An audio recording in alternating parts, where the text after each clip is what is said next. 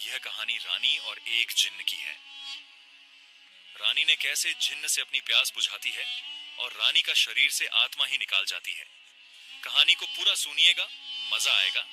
तो चलिए कहानी को शुरू करते हैं। बहुत समय पहले एक विशाल और शक्तिशाली राज्य था जिसके नाम कामराज्य था। यह राज्य अपनी समृद्धि और भव्यता के लिए प्रसिद्ध था। सोने से जड़े महल, हरियाली से भरे जंगल और सुख संपत्ति से भरा जीवन, यह सब इसे एक परीकथा जैसा बनाते थे। लेकिन इस राज्य की सबसे बड़ी शोभा थी उसकी रानी, रानी समृद्धि। रानी समृद्धि ऐसी सुंदर थी कि उसकी सुंदरता की तुलना स्वर्ग की अप्सराओं से की जाती थी। उसकी चमकती आंखें, सुनहरे बाल और रेशमी त्वचा ने हर किसी का मन मोह लिया था। लेकिन रानी की असली ताकत उसकी बुद्धिमानी और राजनीति में गहरी समझ थी। वह सिर्फ सुंदर नहीं थी, वह अपने विचारों और योजनाओं से राज्य की शक्ति को बढ़ाने में राजा आदित्य की मदद करती थी। लेकिन रानी समृद्धि की जिंदगी उतनी खुशहाल नहीं थी जितनी वह बाहर से दिखती थी। राजा आदित्य एक मेहनती और न्यायप्रिय शासक था, लेकिन वह अपने राज्य की जिम्मेदारियों में इतना व्यस्त था कि अपनी पत्नी को समय नहीं दे पाता था।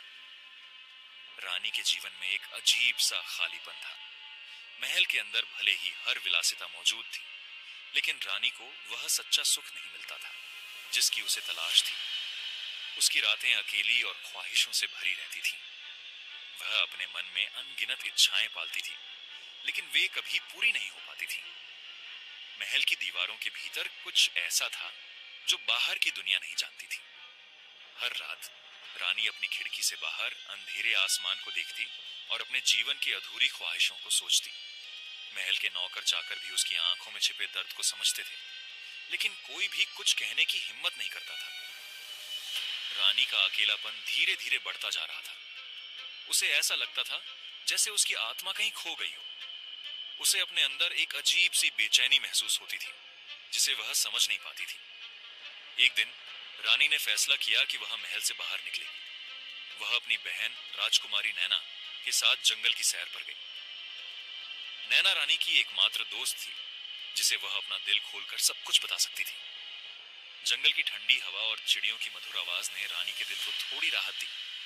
लेकिन अचानक उनकी नजर एक बूढ़े साधु पर पड़ी जो पेड़ के नीचे ध्यान में बैठा था। साधु की उपस्थिति रहस्यमय थी। रानी ने साधु से पूछा, हे साधु, तुम कौन हो और इस सुनसान जंगल में क्या कर रहे हो? साधु ने अपनी आंखें खोली और धीमे स्वर में कहा, हे रानी, मैं यहां नहीं बल्कि तुम्हारे भीतर की बेचैनी को देखने आया हूं। तुम्हारी आंखें जो कहती हैं वह तुम्हारा दिल नहीं समझ पाता। रानी समृद्धि साधु के शब्दों से अचंभित थी। वह ठिठक कर खड़ी हो गई और उसकी बहन नैना भी घबराई हुई थी। तुम मेरे दिल के बारे में इतना सब कैसे जानते हो? रानी ने संदेह से पूछा। साधु ने धीरे से मुस्कुराते हुए कहा, मैं साधारण इंसान नहीं हूं। मैं उन आत्माओं की आवाज सुन सकता हूं जो अधूरी इच्छाओं में बंधी रहती हैं। तुम्हारे मन की पीड़ा मुझे साफ दिखाई देती है। तुम जो चाहती हो वह तुम्हें कभी नहीं मिला और अब तुम उससे दूर भागने के लिए तैयार हो। रानी को यह सुनकर लगा कि साधु उसकी आत्मा के भीतर झांक रहा है। उसने अपने अभिमान को छिपाते हुए कहा, अगर तुम सब कुछ जानते हो तो बताओ कि मेरी इस बेचैनी का हल क्या है? साधु ने अपनी झोली से एक चमकीला चिराग निकाला। यह चिराग पुराना लग रहा था, लेकिन उसकी सतह पर अजीब सी चमक थी, जैसे वह किसी रहस्य को छुपा रहा हो। यह जादुई चिराग है, साधु ने कहा। यह तुम्हारी हर ख्वाहिश पूरी करेगा, लेकिन ध्यान रहे, हर ख्वाहिश की एक कीमत है। इसे इस्तेमाल करना आसान है, लेकिन इसका परिणाम समझना मुश्किल। रानी के चेहरे पर जिज्ञासा और लालसा उभर आई। उसने पूछा, यह कीमत क्या है? साधु ने गंभीर स्वर में जवाब दिया, तुम्हारी आत्मा का एक छोटा हिस्सा। हर बार जब तुम एक इच्छा मांगोगी, तुम्हारी आत्मा का एक अंश कम हो जाएगा। जितनी ज्यादा ख्वाहिशें, उतनी ही आत्मा का नुकसान। लेकिन मैं तुम्हें चेतावनी देता हूं रानी, यह चिराग तुम्हें अपनी इच्छाओं का गुलाम बना सकता है। रानी ने साधु की बातों को सुना, लेकिन उसकी इच्छाओं की गहराई इतनी अधिक थी कि उसने चेतावनी को अनदेखा कर दिया। उसने चिराग लिया और कहा, मैं तैयार हूं।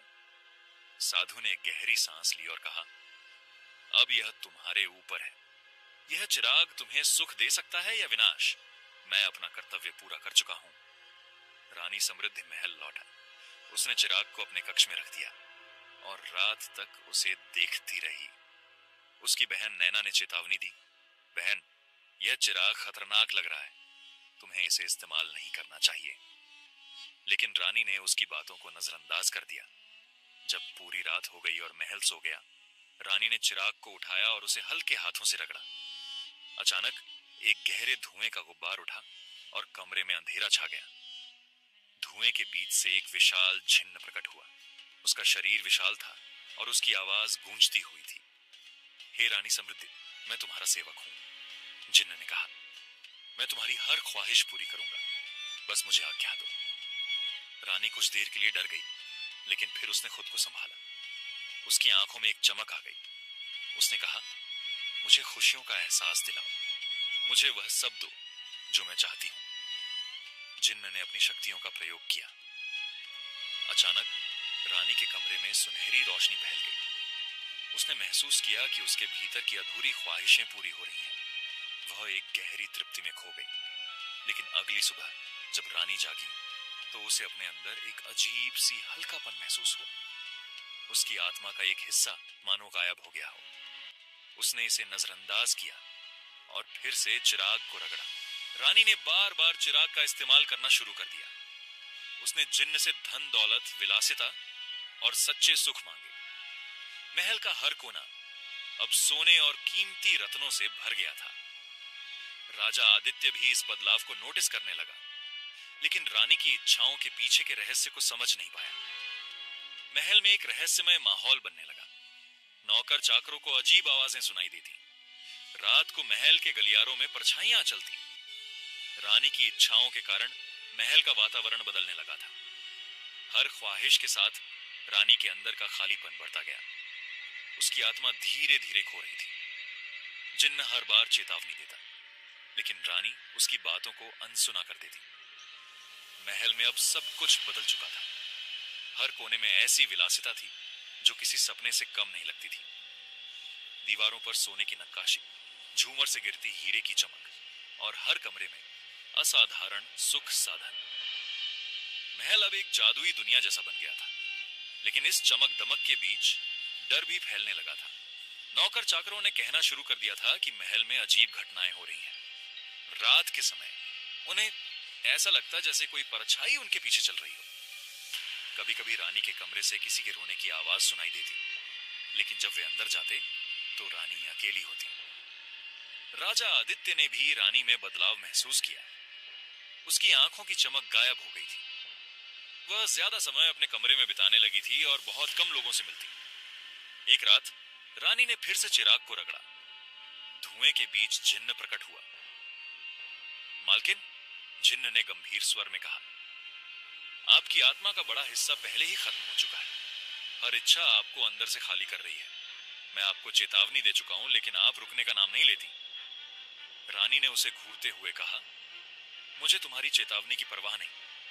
मुझे मेरी इच्छाएं पूरी करनी है। मुझे खुशी चाहिए। इस बार रानी ने जिन्न से मांग की, मुझे वह खूबसूरती दो जो समय के साथ कभी न मिटे। मैं हमेशा जवान और सुंदर रहना चाहती हूं। जिन्न ने एक गहरी सांस ली और कहा, तुम्हारी ख्वाहिश पूरी होगी, लेकिन इसकी कीमत बहुत भारी होगी। जिन्न ने अपनी शक्तियों का इस्तेमाल किया। रानी की सुंदरता और बढ़ गई। वह अब और भी आकर्षक लगने लगी, लेकिन इस ख्वाहिश ने उसकी आत्मा का एक बड़ा हिस्सा छीन लिया। रानी को भी अपने अंदर एक बदलाव महसूस होने लगा। उसे लगता जैसे उसकी इच्छाओं के बावजूद वह अंदर से खाली होती जा रही है। वह जितना ज्यादा मांगती, उतनी ही अधूरी महसूस करती। एक रात रानी को एक अजीब सपना आया। उसने देखा कि वह एक सुनसान रेगिस्तान में खड़ी है। चारों तरफ कोई नहीं था। अचानक एक परछाई उसके पास आई और कहा, तुमने अपनी आत्मा का सौदा किया है। अब तुम अकेली हो। तुम्हारी इच्छाएं तुम्हें खत्म कर देंगी। रानी घबरा कर उठ गई। उसे पसीना आ रहा था, लेकिन उसने इसे केवल एक सपना समझा। कुछ समय बाद रानी को यह महसूस होने लगा कि उसकी खूबसूरती और विलासिता भी उसे खुशी नहीं दे पा रही। उसे डर था कि समय के साथ उसकी खूबसूरती मिट जाएगी और वह अकेली रह जाएगी। उसने जिन्न को फिर से बुलाया। मुझे अमृतत्व चाहिए, उसने कहा। मैं हमेशा के लिए जवान और अमर रहना चाहती हूँ। मैं कभी ना मरूं और हमेशा दुनिया पर राज करूं।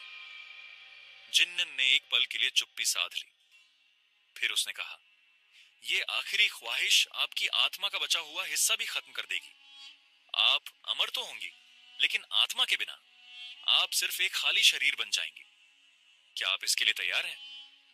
रानी ने सोचा भी नहीं। उसकी लालसा इतनी गहरी थी कि उसने बिना किसी झिझक के कहा, मैं तैयार हूं।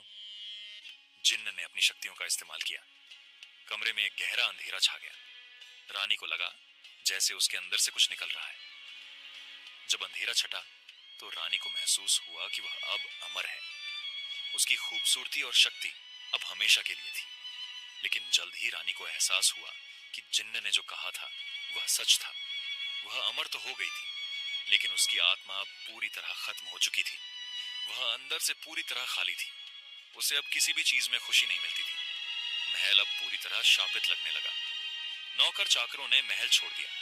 राजा आदित्य भी रानी के अजीब व्यवहार से परेशान होकर उससे दूर रहने लगा। रानी अकेली हो गई।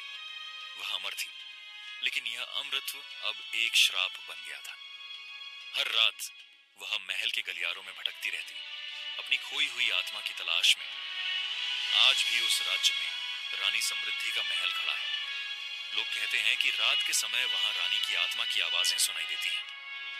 वह हर आने वाले को चेतावनी देती है, इच्छाओं पर काबू रखना सीखो। अगर तुम अपनी लालसाओं को नियंत्रित नहीं करोगे तो वे तुम्हें खत्म कर देंगी, जैसे उन्होंने मुझे खत्म कर दिया।